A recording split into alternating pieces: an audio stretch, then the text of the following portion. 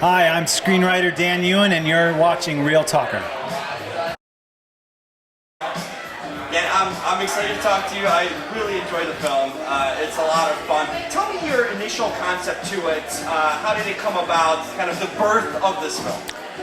All right, so my wife and I were chatting over dinner one night. It's always the chat with the wife or spouse, and she said, "Hey, I heard this story about the safe haven law. Have you heard of this?" And I thought, "What's the safe haven law?" And she said, "You can abandon a baby at a fire station, hospital, or police station, and they are legally obligated to care for that child until."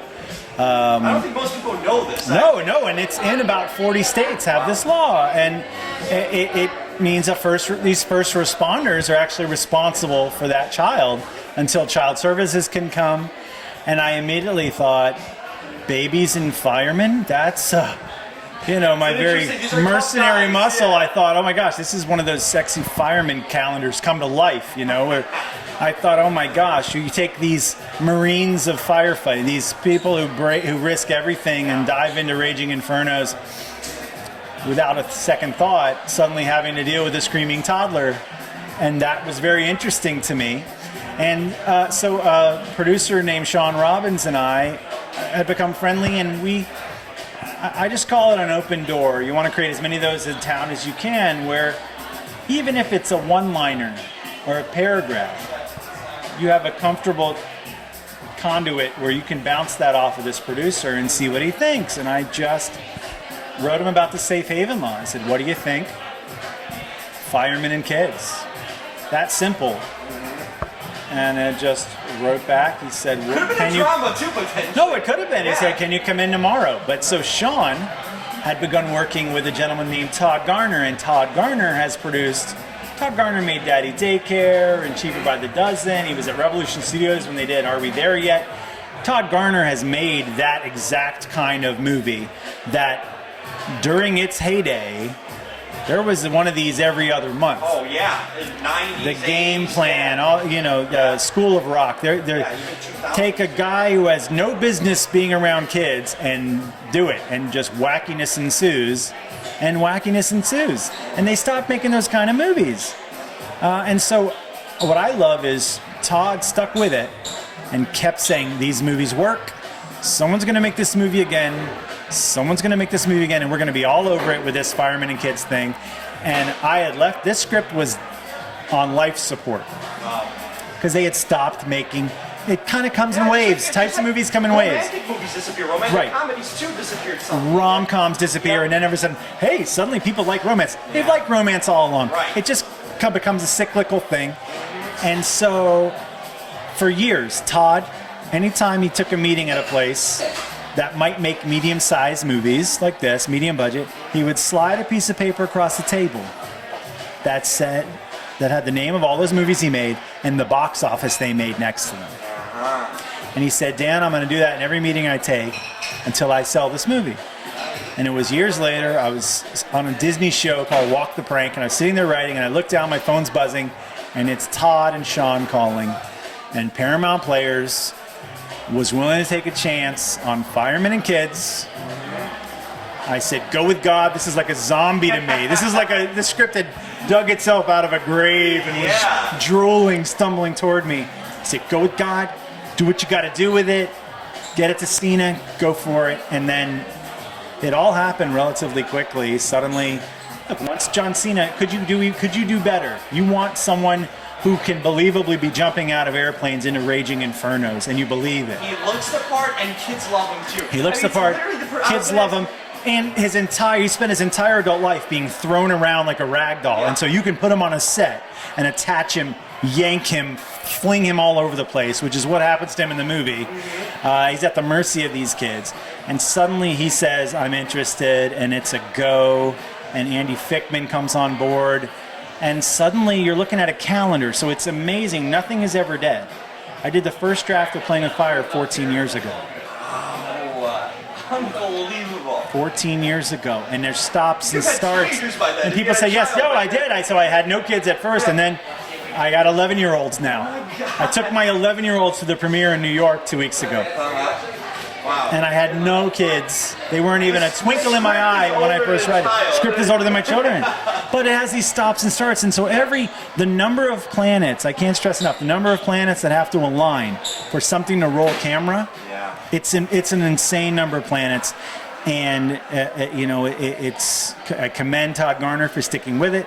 Right. And John Cena has very methodically built his career. He knows what he wants to do. He knows what's next.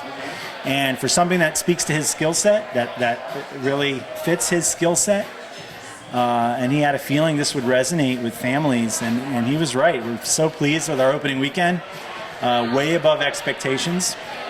And we feel like this is a throwback to those movies. It really is. No, I watched it. I'm like, we don't make it's the same thing you're telling me. We don't make movies, and it's enjoyable not only for kids, parents, but even someone. I'm 34, right, with no kids, but I enjoy it because it's a happy movie. It's a positive movie that gives you laughs. It's a fun movies to be entertained, and like we kind of talked about Oscar stuff, but not every movie has to be an Oscar contender. There's movies that we need in our lives to just uplift us, right? Yep, and we not only have people falling over each other and poop jokes and that stuff, but we're very lucky to have John Leguizamo and Keegan-Michael Key in this, because occasionally you'll see a family movie where you're saying, okay, I understand what kids are supposed to laugh at, but what are the parents supposed to laugh at? And the best ones, they hit that double level of comedy where parents are laughing too. And Keegan and John Leguizamo, Keegan-Michael Key, I'm immediately trying to put him in everything I've ever written because I think Keegan-Michael Key is a genius. Does he make a script when Johnny you have Legs, a role for something like that? Do you allow him to just play with the lines and just do whatever kind of like you? I pray that one day Andy Fickman gets to put this footage out. But Andy Fickman at our wrap party, at the premiere party, said he has literally 20 minutes of usable Keegan outtakes. And I hope sometime they end up on YouTube or in a DVD extra or something, because in the movie there's a scene where he's straightening a portrait on the wall of the former captain of this smoke jumper depot. And it's maybe 30 seconds and it's hilarious. He did 7 minutes with that picture on set. He had a level and a T-square and a ruler, and he just went with it. And they just rolled camera, the whole crew crying, laughing, trying not to make noise off screen. He's a genius. And so you take someone as committed to his role as John Cena, put brilliant comedy people around him, and let them go. And Andy Fickman, he throws a party and he lets that camera roll. I will say one positive thing about the switch over to digital cameras is you can just let the camera roll a lot more than you used to be able to without burning through film. Let's play with it. Do that again. Add something to that. Let's see where it goes. So a lot of Keegan-Michael Key's stuff was made up on the spot. And they just let it go, and it feels fresh. We live in an age of perfectly coiffed Marvel movies and Disney movies and Pixar, and every frame, and I love those movies, every frame is perfectly coiffed and prepared, and they nail it, and I have a lot of respect for those. But then there's something refreshing about a movie where it's, okay, action, you fall on him, and then the dog's gonna go, whoop. The simple, right? We gotta watch the simplicity in everything. Like the real life simple stuff that gives you a laugh, chuckle. I love that. Right, and it's not rocket science. It's not Schindler's List. It's just, hey, let's have some fun. The kids laugh. The family has a really good time. And I mean, it's silly. Everyone tries to put scores on it, but our cinema score, which is when people are leaving the audiences, it's really high. And I think the family goes and has a really good time, and they feel a little closer afterwards, and they've seen this story about people finding family who had lost family, and then, it resonates. And it's kind of fitting too. We talk about firefighters now, especially living here in California, where all the fires too. It's kind of an homage to firefighters in itself to see these people, because we hear about the fires, we don't hear about the people that risk their lives and you know, even stories like this, we didn't know that, I didn't know certainly that there's that law too. I feel this movie's very not only timely to bring back some of the classic kind of stuff we used to like, but it's also fitting with what's going on right now. It is. Know? But before I wrote page 1 of this, Todd Garner and Sean Robbins and I went to a real firehouse. And we wanted to see how they're living and what it was like, and check out the kitchen and check out the barracks and really see how it works. So we didn't, no, obviously we don't know fully what they go through, because you have to live it to really know it. But we didn't want to be writing completely out of ignorance. And you can tell, the further in John Cena got, the more seriously he understood it. And then, as this got closer to premiere, giant wildfires began happening. He drops $500,000 out of pocket. He doesn't like to throw around the amount, but he dropped $500,000 out of pocket to smoke jumper charities, because he realized these guys are giving up everything. These guys are risking everything. And so we have fun in this. We have fun with the idea that they don't know what to do when suddenly changing a diaper is thrown at them. But we wanted to make sure that they did very heroic things in here, because that's their job. They're the elite.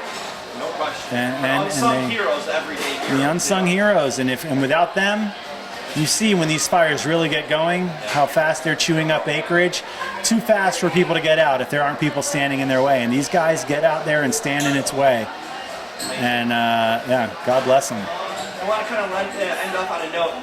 Any movies, I know the talk's been around town about Joker a lot in the last few months, like everyone's trying to gauge your opinions. First of all, did you see Joker and what you think of it? And second of all, any other movies you've seen in the last few months that kind of stood out to you that you really enjoyed, either the writing or any aspect of it?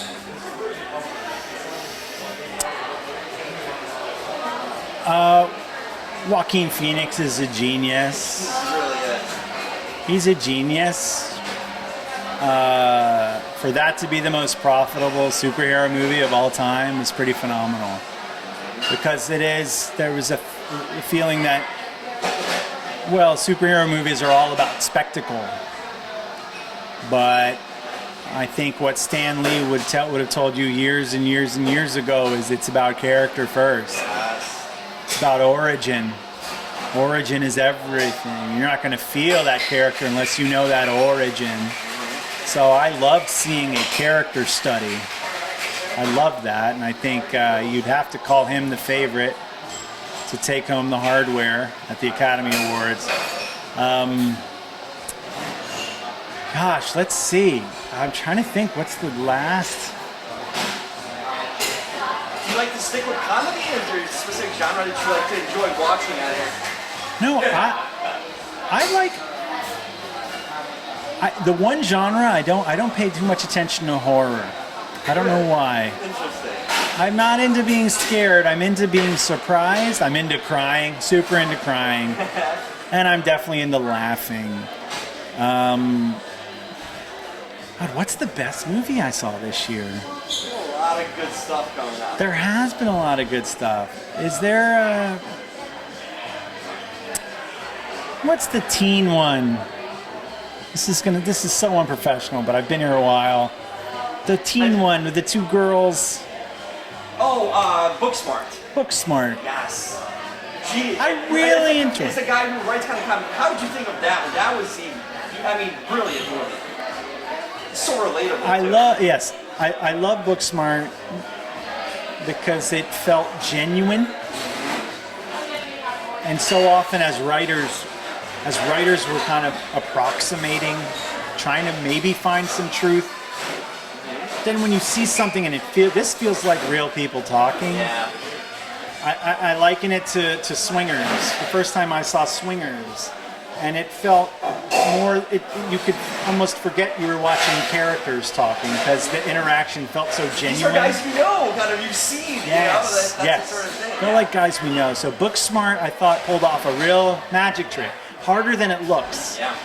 Harder than it looks, and it's partly script, it's partly direction, and it's partly acting. It takes all that to come together to make that happen. But I'm a big fan of Booksmart. I also like small films that accomplish a lot. Mm-hmm. So I'm big into Booksmart. Yes, well, no doubt. I really enjoyed this movie. I hope you started kind of a new revolution bringing back the old. What's old is new sometimes. And it is. Movies yeah, these movies are always relevant. There's always kids around. There's always families. You know, it's just kind of crazy how we went away from it. And literally, this was the ideal cast. You lucked out so good. I mean, Cena, Keegan, Yes. and John Leguizamo. I mean, perfection, right? Look, I'm gonna try and hit it again in the very same genre because I think that it's. Yep. I think it's due a resurgence, and I hope that this is the start of one. Perfect. Thank you so much. Thank you so much. Appreciate your time and